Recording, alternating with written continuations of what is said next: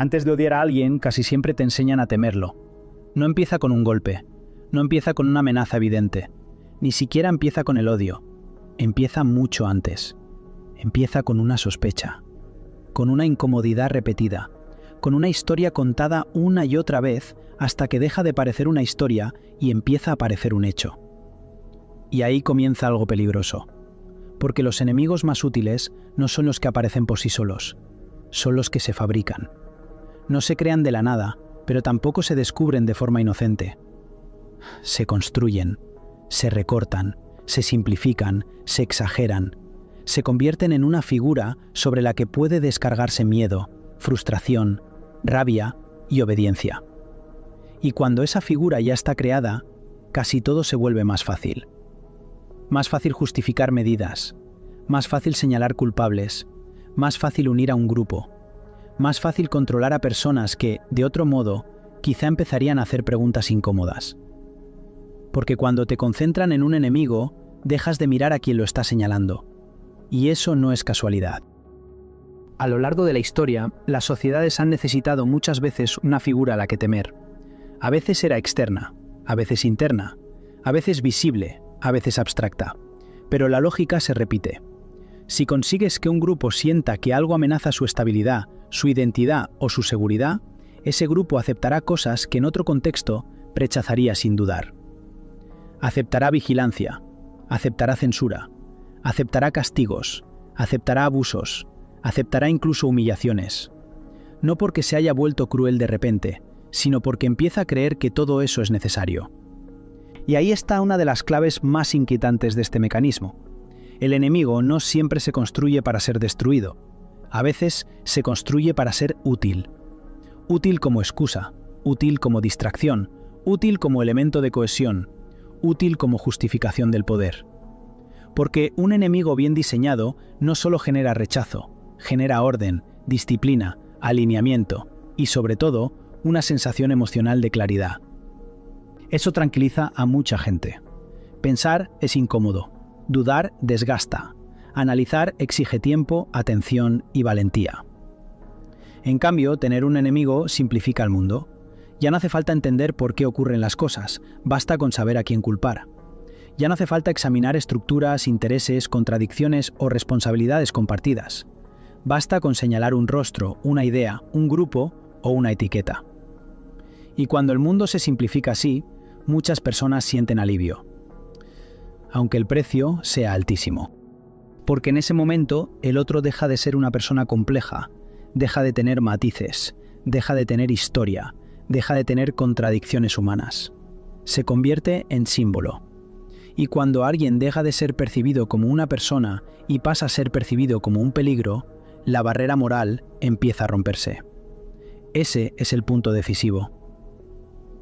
La construcción del enemigo no depende solo de repetir que alguien es malo. Depende de conseguir que deje de parecer humano a ojos de los demás. No hace falta deshumanizarlo de forma burda, no hace falta insultarlo abiertamente todo el tiempo. A veces basta con insinuar que contamina, que corrompe, que amenaza, que se infiltra, que manipula, que destruye desde dentro. Basta con asociarlo una y otra vez al desorden, al miedo, al deterioro o a la inseguridad. Basta con repetir ciertas imágenes, ciertas palabras, ciertos gestos, ciertos marcos.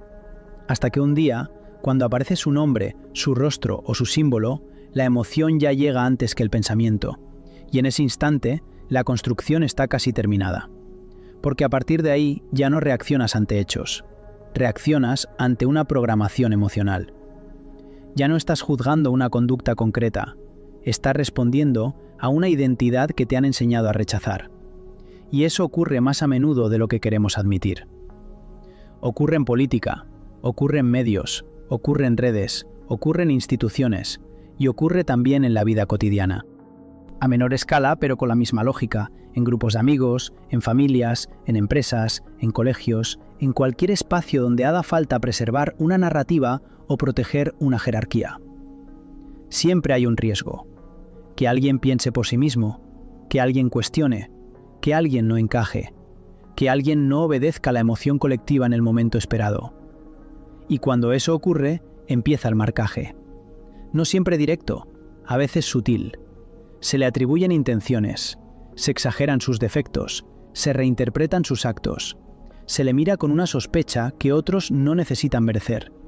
No porque esa persona sea realmente más peligrosa, sino porque empieza a resultar funcional convertirla en eso. Y aquí conviene detenerse un momento. Porque sería fácil escuchar todo esto y pensar que el problema está solo en los grandes poderes, en los gobiernos, en la propaganda, en los medios o en los líderes. Pero la verdad es más incómoda. La construcción del enemigo también necesita participación social. Necesita gente que repita, gente que comparta, gente que se sume, gente que disfrute del alivio de pertenecer al lado correcto. Porque señalar juntos produce una falsa sensación de lucidez moral. Hace sentir que uno está despierto, que ve lo que otros no ven, que protege algo importante. Pero muchas veces no se está protegiendo la verdad, se está protegiendo un relato. Y esa diferencia cambia todo. Porque cuando proteges la verdad, toleras preguntas, toleras matices, toleras complejidad, toleras incluso la posibilidad de estar equivocado. Cuando proteges un relato, no.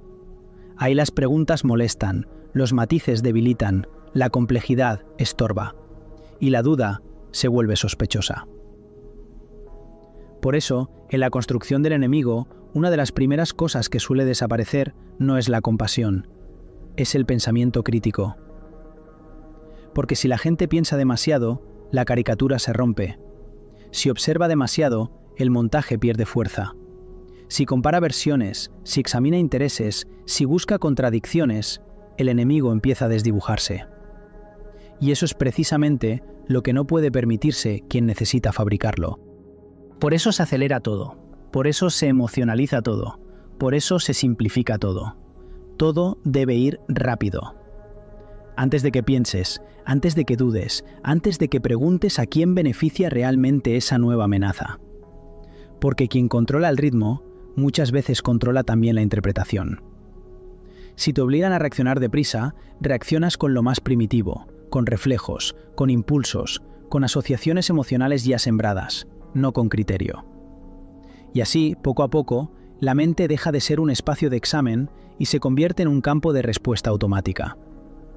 Ese es uno de los grandes triunfos de la manipulación, que la persona crea que está llegando sola a una conclusión que en realidad lleva tiempo siendo preparada dentro de ella.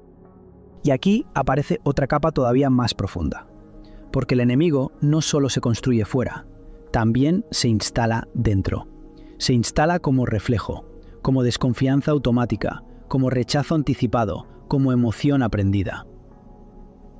Llega un punto en el que ya no hace falta que nadie te recuerde a quién debes temer. Tú mismo completas el proceso. Ves ciertos rasgos, ciertas palabras, ciertos símbolos, ciertas formas de hablar, y tu cuerpo ya reacciona antes de que tu conciencia se ponga al día. Eso significa que la construcción ha tenido éxito, porque ya no depende solo de mensajes externos. Ahora vive dentro de la percepción de la gente, dentro de su lenguaje, dentro de su memoria, dentro de su sensibilidad. Y eso hace el fenómeno mucho más peligroso. Porque cuando la imagen del enemigo ya ha sido interiorizada, incluso las personas que se consideran independientes pueden empezar a defenderla sin darse cuenta.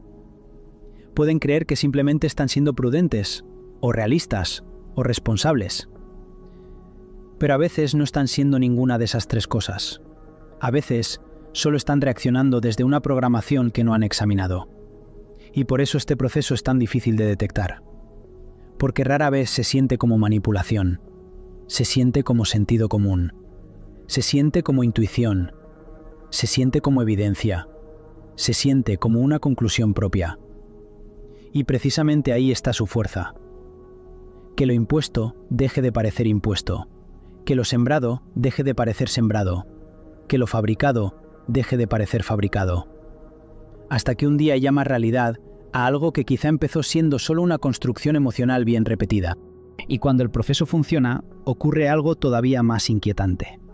El enemigo no solo sirve para odiar fuera, también sirve para disciplinar dentro. Porque una vez que ya existe una figura castigable, cualquiera que se acerque demasiado a ella empieza a tener miedo. miedo a parecerse, miedo a ser asociado, miedo a formular ciertas preguntas, miedo a defender ciertos matices, miedo a disentir cuando el clima emocional va en otra dirección.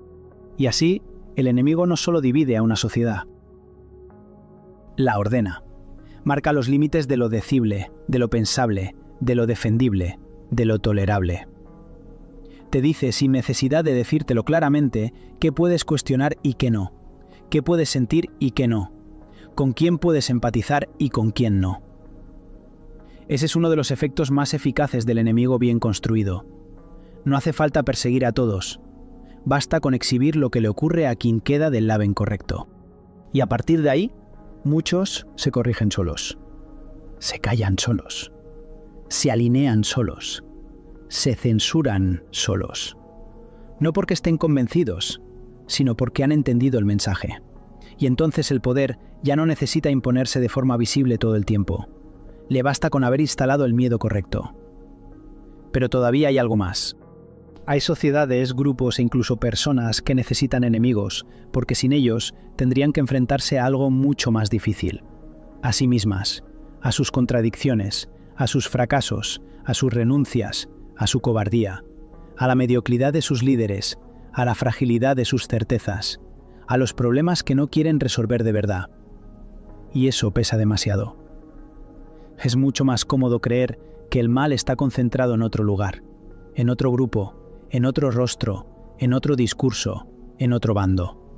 Porque mientras el foco esté ahí, la autocrítica puede esperar, la revisión profunda puede esperar, la responsabilidad puede esperar, la verdad puede esperar. Por eso a veces el enemigo no aparece porque sea necesario defenderse de él, aparece porque resulta psicológicamente insoportable mirar de frente lo que de verdad está fallando. Y aquí el mecanismo deja de ser solo político, se vuelve humano. También hacemos esto en pequeño, cuando culpamos siempre al mismo, cuando convertimos a una persona en el origen de todo conflicto, cuando descargamos sobre alguien todo lo que no sabemos gestionar dentro del grupo. A veces el enemigo no es el más dañino, es solo el más útil para no mirar el resto. Y esa es una de las razones por las que estos relatos se sostienen incluso cuando tienen grietas evidentes. Porque no solo ofrecen una explicación, ofrecen un alivio. El alivio de no tener que admitir que el problema quizá es más complejo, más profundo y más cercano de lo que querríamos aceptar. Por eso este tema importa tanto.